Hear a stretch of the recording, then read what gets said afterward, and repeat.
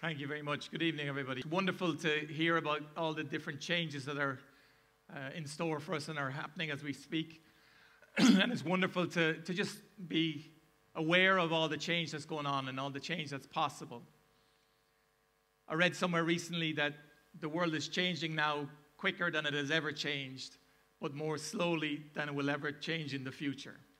So we can all expect that to be a great deal of change for us over the coming years. Some of us have longer careers ahead of us than others in the room. But over my time in business, 30 plus years now, one of the things that's very obvious to me is that change relates to people.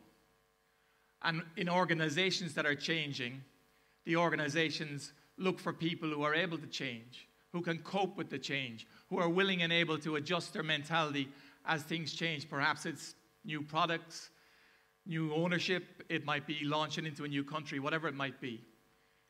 And there's a maxim that gets used frequently, and that is change the people or change the people.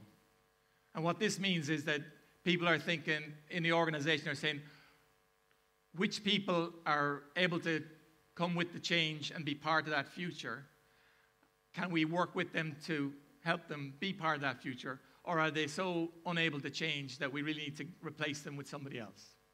So what I wanted to talk briefly about was how can we prepare ourselves to be able to be the people that change rather than get changed. So a few thoughts for you. Stay open to new ideas. Being at TED Talks is a good start, but be open to thinking about new things and understanding the way things are changing. Stay curious. Learn about what's going on around you.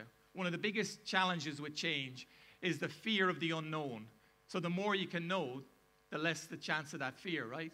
The more you're learning, the more you're changing. So if you can be open-minded, treat every day as a school day, not only will you learn more, but also you'll demonstrate that you are willing to learn and willing to change and open-minded enough to be able to change. Whatever you do, always do the best you can in the situation that you're in.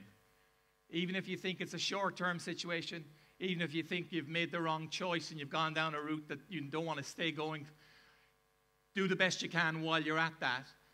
And obviously, if you need to change, do so. But while you're there, do the best you can. Bring the best version of yourself to whatever you do. People will notice, and it will stand to you. As you go through your careers and your life, always treat people with respect. It may sound I'm saying, oh, being all soft and mushy. I'm not. You can still be very successful. You can survive and thrive in a tough world. You can do that and be a good person. I've spent 25 years until just last year with MBNA. And the reason I was there was because that company was built on a foundation of that concept of respect. Respect for your customer, respect for your shareholder, respect for your people, yourselves and each other, respect for the communities in which you work.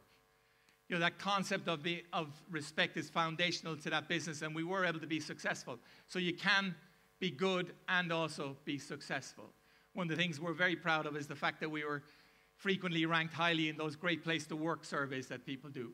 So you don't need to like everybody, but you do need to treat everybody with respect. And again, people will notice and it will stand to you. As you go through your careers and your life, stuff will go wrong for you. Things frequently don't work out the exact way it's planned. But life is 10% what happens to you, 90% how you respond to it. I'll give you an illustration. When I first started with MBNA, it was over in the US.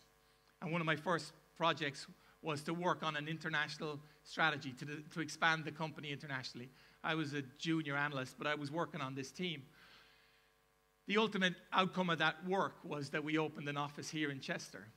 And I thought, this would be cool. You know, I'm from Ireland. It would be a bit closer to Ireland than being over in Delaware in the US. And I thought, I'll transfer across. You can probably guess what I'm going to tell you. I applied for a transfer, and I was turned down.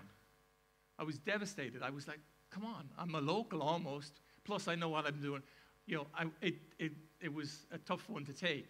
But my boss was telling me, not the right time, better options, da-da-da. Well, fast forward 15 years. I knuckled down, did what I needed to do. 15 years later, they did transfer me across, and I was asked to be the CEO here in Chester, which was something I was very pleased and proud to do. It doesn't always come so nice and neat circle like that, but my point is don't let the devastation of something going wrong define you.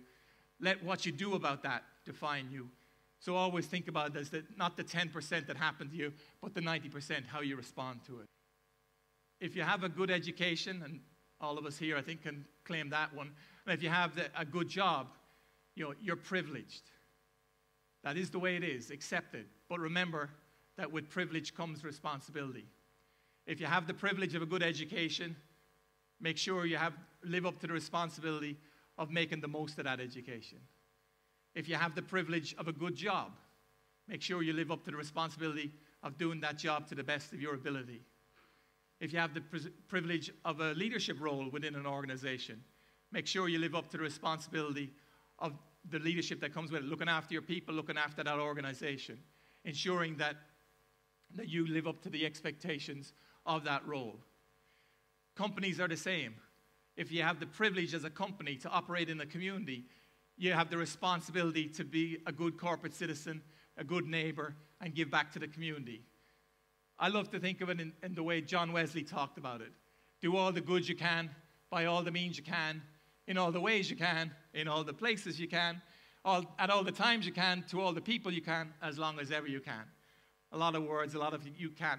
Focus not on the all like some people do, but focus on the you can. When you have the opportunity, do the good that you can. Your life and your career will ebb and flow. It does all the time. And your ability to do good will ebb and flow. The point is, if you think of this and you have this as a mindset, as an attitude in the way you go about your business and go about your career, people will notice and it will stand to you. As we talk about change, you can get very concerned about change and you can think, oh my goodness, how can I control what's going on around me?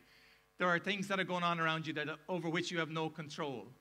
Don't fret about the things that you can't control. Think about and focus on the things that you can control and do something about that.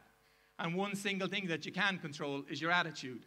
How you show up for work every day, what your approach is to your life, how you do your good, as I mentioned already. Your attitude.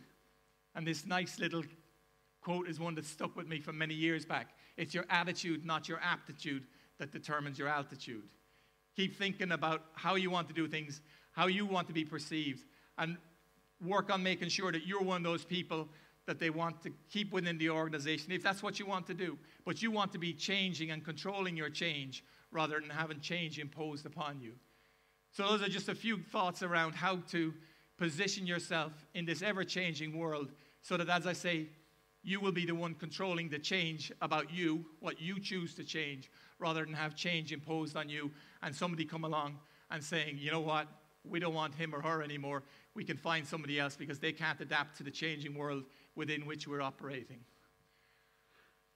And I'll leave you with one last thought. The Greek philosopher Socrates said, the secret of change is to focus all your energy not on fighting the old, but on building the new. So around about 400 BC, people were actually talking about change, which just goes to show some things never change. Thank you very much.